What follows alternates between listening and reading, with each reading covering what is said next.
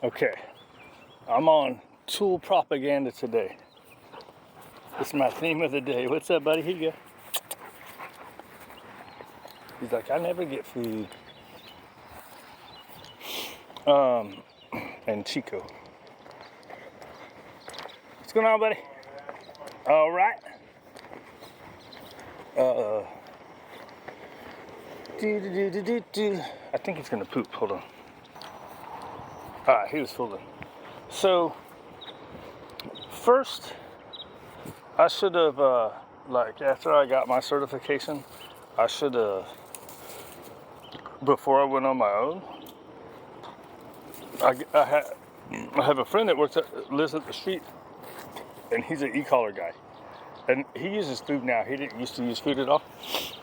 But he told me one day he's like, hey, anytime you want to come up and work dogs, dude, come on. And so I had sent him a couple dogs, or one, because I liked what I saw. So when the dog was too much for me, as in I felt like the e-collar would really help him. Like I think an e-collar would really help this guy.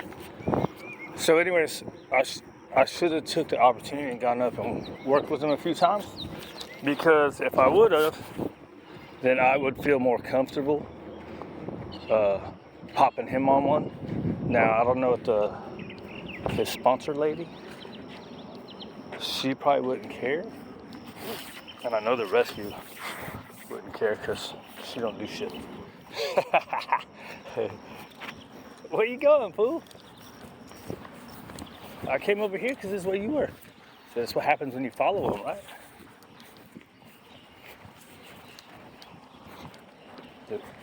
Get out. Looks like he's about to eat some. Good boys. So anyways, I think, I'm pretty good at using it to make things better, right? So to use it on recall or interrupt, like when the dog's about to start freaking out. You just pair it with the least pressure. Anyways, point is I probably could have been grouping him all this time because he does this shit. Although he kind of chomps on their heads out of the blue. Right? It's hard to say, get out of there. Psst. Psst. Yeah. Yeah.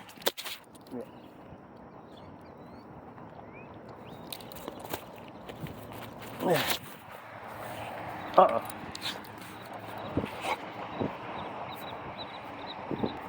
Oh, I didn't pause it. Maybe throw some chicken bones out here. Oh. You gotta quit eating chicken bones, dude. It's not good for you, they say. Although they've gotten them and nothing's ever happened before, so that's all it takes is that one shard, right? So anyways, I don't know. Where was I getting at? Oh. So, how do you get over things like that, right? Like, as in, my mentality is, well, I haven't learned how to do that. I haven't seen it in action for that behavior, right? So I don't want to do it. But you can just do it, right? That's how we used to learn how to do things. But stuff gets so drilled into you, right? So many people repeat all this crap about how terrible these tools are because it's just repeated over and over and over and over by people who have never used it. If you've never used a tool, and this goes in the real world, if you've never done something, you shouldn't be telling people that they can't do it, right? You shouldn't be telling people this tool does this and you've never seen it fucking happen, right? Are there dogs that get messed up by e-collars? Sure. And it's because most people will get them because they think it's an answer and they don't get help on how to use it. The cheap ones on Amazon that people get don't come with any kind of instructions. They don't tell you to take the time and condition them to it, right? people just get it and start zapping, and then it creates those suspicious behaviors, right? But that's not coming through a trainer, right? But I think that's why I don't do it, right? It's been drilled in my head so bad, so I want to.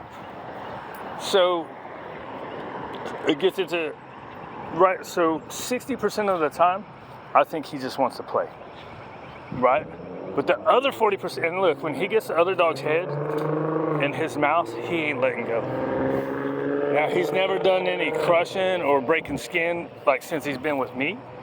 But, hey, how are you? But it's been 4 times, right? So how many times is a practice? And I keep saying 4 times. I should really say 3. 1 time wasn't his fault. 1 time was a dog ran up to us. And that was kind of early on. This way, fool. Good boy. Right?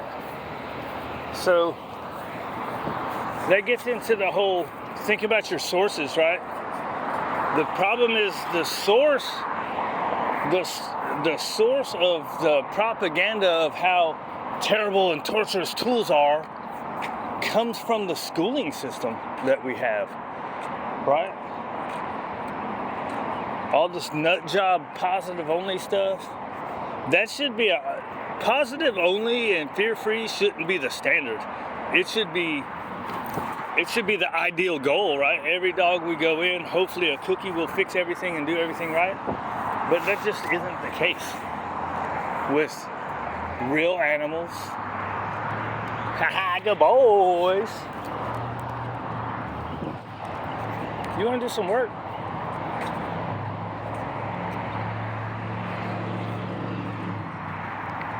Right? So when the education system is the one pushing propaganda, I mean, that's how it is, right? The education, the powerful, and the media, that's what creates propaganda, right? To control you. They want to control you. Right? So I think that's why, I mean, nobody would care what I did with him.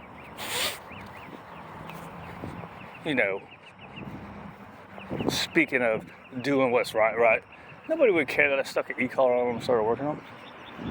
I don't know, I've never actually seen it in that situation. And with him being older, I don't know that I could stop it, right? And I don't want to put the other dogs in that situation. I don't know.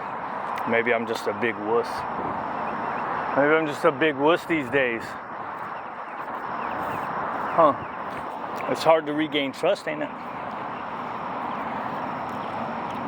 When you have the welfare of others. So then it gets, I gotta manage this guy. That fucking sucks. But he's mostly happy. Sometimes I wonder when he's in there, if he gets depressed back there, he doesn't get to play around with everybody. Right? He's in his own place on the end of my kitchen. He's got his own little room, but it's not cut off, right? So he can see. And we gave him more. We gave him the rest of the kitchen too. So he actually kind of comes up to the dining room, where the dining room is, yeah, you want to work, right? The dining room is my dog room. So I have between 3 and 4 crates there. And then that's where I let the visitors have their extra space. So it's pretty much like a kennel at another place. Anyways, 10 minutes? Anyways, that's my story. Or that's Chico's story. Chomping on dogs' heads, smashing them in the ground. I kind of think the only reason he's never broke skin with them here is because I've always been really fast at getting on them. Even one time, I was way over there by this pole right here, and we were playing fetch, and he grabbed a puppy like right there, so I had to come flying. and the dude was like punching Chico, and he kicked him once or twice, and then he just stopped. So, first off, if a dog has your dog, or your dog has somebody else's dog's head in their mouth, don't hit or kick them. That makes them want to bite harder. What I did with him is I grab the collar, I get my fingers in there and twist. If you have the martingale, you can grab that part, but you start twisting it, and it makes them open their mouth. That's the best one. It works very fast. It's just not fun to have to do that shit. Man, I used to throw dogs in together and just deal with it, right? I had a couple. Hey, yeah, good boy. I had a couple that would pin and like really mouth on them. Like Lily, she was tough. And then I started doing more not introducing right away. I used to introduce the dogs like right away. I started not doing it, taking the time, getting some work in first. So I have some dogs that come, they only come for 3 or 4 days. They don't ever get to be with the other dogs because they're only here 3 or 4 days. I just take care of myself. All right. Because I want the acclimation time, right? If they only come once, maybe twice a year for 2 days and 3 days,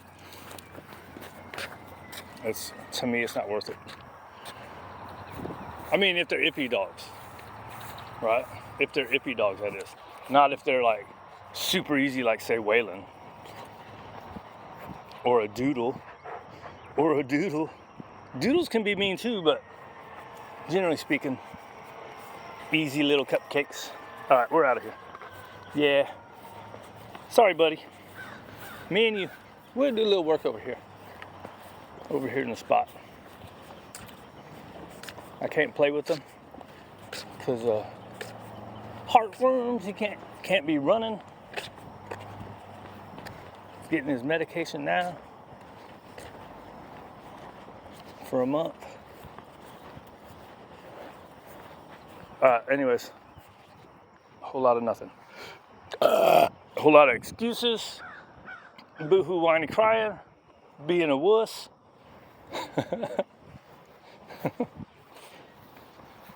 That guy, he needs a good home, man.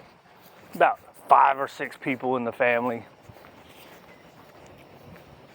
Big old yard like this, like one of them yards.